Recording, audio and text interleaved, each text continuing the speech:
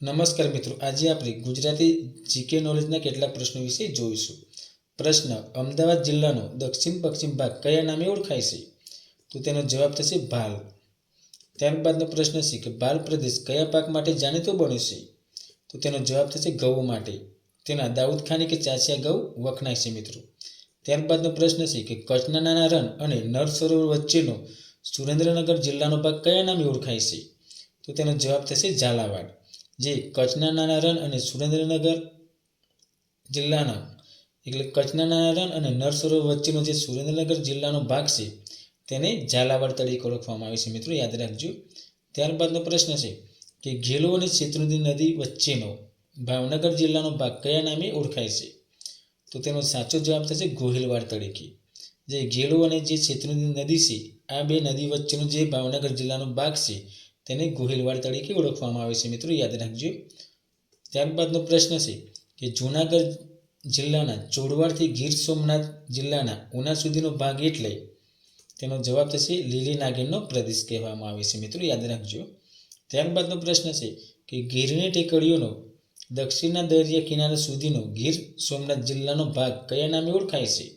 તો તેનો જવાબ થશે લીલી નાગેરનો. ત્યારબાદનો પ્રશ્ન છે કે બન્નીના ઘાસના મેદાનો કયા જિલ્લામાં આવેલા છે? તો તેનો જવાબ થશે કચ્છ જિલ્લામાં. યાદ રાખજો, બન્નીના ઘાસના મેદાનો કચ્છ જિલ્લામાં આવેલા છે મિત્રો. ત્યારબાદનો પ્રશ્ન છે કે ગિરનારનો દક્ષિણ દરિયા કિનારા સુધીનો ભાગ કયા નામે ઓળખાય છે? તો તેનો જવાબ થશે સોરઠ. જે ગિરનારનો દક્ષિણ દરિયા કિનારા સુધીનો ભાગ છે તે સોરઠ નામે ઓળખાય છે મિત્રો, યાદ રાખજો. ત્યારબાદનો પ્રશ્ન છે કે ભાદર નદીના કિનારે આવેલો નવી બંદરથી જૂનાગઢ જિલ્લાના માનવદર વચ્ચેનો નીચલી ભૂમિનો પ્રદેશ કયા નામે ઓળખાય છે? તો તેનો જવાબ થશે ગેટ પ્રદેશ તરીકે. ત્યારબાદનો પ્રશ્ન છે કે ગુજરાતનો કયો પ્રદેશ હાલાર તરીકે ઓળખાય છે? તો તેનો જવાબ થશે બરડા ડુંગરનો દક્ષિણ પશ્ચિમ દરિયા કિનારા સુધી આવેલો દેવભૂમિ દ્વારકા જિલ્લાનો પ્રદેશ એટલે હાલાર. યાદ રાખજો કે બરડા ડુંગરનો દક્ષિણ પશ્ચિમ દરિયા કિનારા સુધી આવેલો દેવભૂમિ દ્વારકા જિલ્લાનો જે પ્રદેશ છે તેને શું કહેવાય? હાલાર. ત્યારબાદનો પ્રશ્ન છે કે બેટ દ્વારકા અને શંખોદ્વાર બેટનો વિસ્તાર કયા નામે ઓળખાય છે? તો તેનો જવાબ થશે દ્વારુકાવન. યાદ રાખજો મિત્રો, બેટ દ્વારકા અને શંખોદ્વાર બેટનો જે વિસ્તાર છે તેને દ્વારુકાવન કહેવામાં આવે છે મિત્રો, યાદ રાખજો.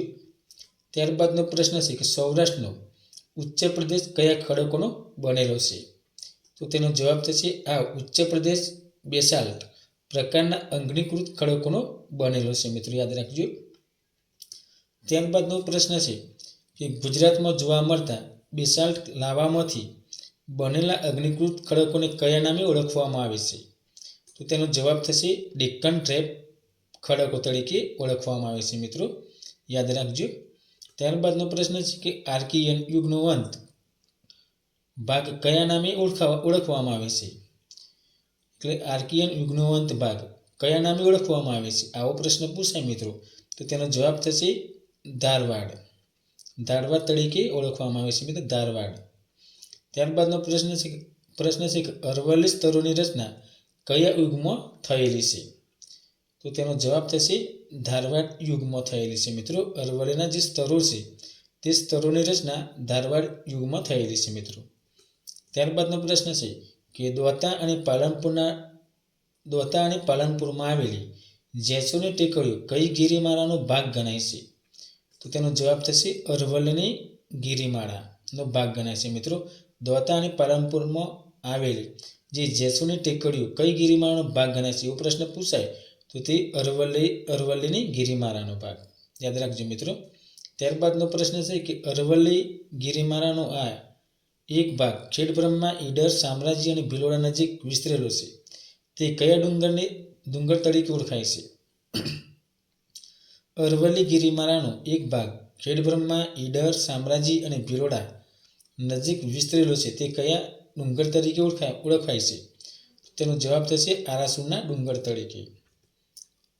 ત્યારબાદનો પ્રશ્ન છે કે રામાયણમાં દર્શાવેલ દંડકારણ્ય એટલે હાલના ગુજરાતનો કયો જિલ્લો? તો તેનો જવાબ થશે ડાંગ જિલ્લો. યાદ રાખજો મિત્રો, જે રામાયણમાં દંડકારણ્ય નો ઉલ્લેખ કરવામાં આવે છે તે દંડકારણ્ય એટલે ગુજરાતનો ડોંગ જિલ્લો. મિત્રો યાદ રાખજો. ત્યારબાદનો પ્રશ્ન છે કે ઢાઢર અને મહી નદી વચ્ચેના પ્રદેશને કયા નામે ઓળખવામાં આવે છે?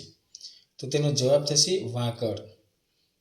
ત્યારબાદનો પ્રશ્ન છે કે મહેસાણા જિલ્લાના કડી અને ગાંધીનગર જિલ્લાના કલોલ વચ્ચેનો પ્રદેશ કયા નામે ઓળખવામાં આવે છે? તો તેનો જવાબ થશે ખાખરીયા ટપ્પાનો પ્રદેશ.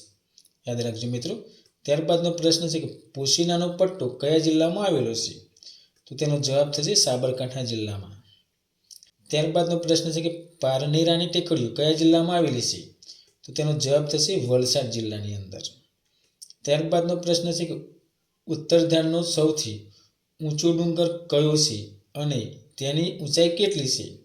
તો તેનો જવાબ થશે કાળો ડુંગર અને તેની ઊંચાઈ છે 437.08 મીટર. યાદ રાખજો મિત્રો.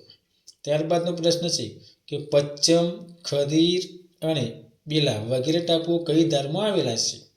તો તેનો જવાબ થશે ઉત્તર ધારમાં. ત્યારબાદનો પ્રશ્ન છે કે મધ્ય ધારનો સૌથી ઊંચો ડુંગર કયો છે? તો તેનો જવાબ થશે ધીનોધર અને ઊંચાઈ છે 388 મીટર. ત્યારબાદનો પ્રશ્ન છે કે ઉમિયા, જોરા, વરાર, રતનાલ, લીલીયો, ભુજિયો વગેરે ડુંગરો કચ્છની કઈ ધારમાં આવેલા છે? તો તેનો જવાબ થશે મધ્ય ધારમાં.